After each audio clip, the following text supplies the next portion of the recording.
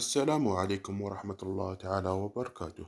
مرحبا بكم في هذا الفيديو الحصري والجديد الذي يخص كل الجزائريين بخصوص أسعار اللحوم البيضاء الدجاج بالعامية، حيث أعلنت وزارة التجارة وترقية الصادرات اليوم عن انطلاق عملية تسويق اللحوم البيضاء بسعر 295 دينار جزائري أو 29500 بالعامية للكيلوغرام الواحد إلى المستهلك.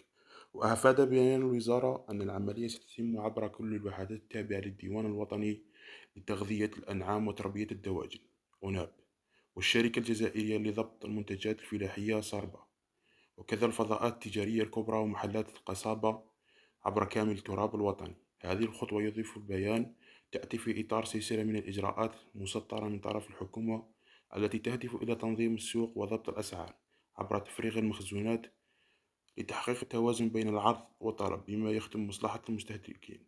وشكرا.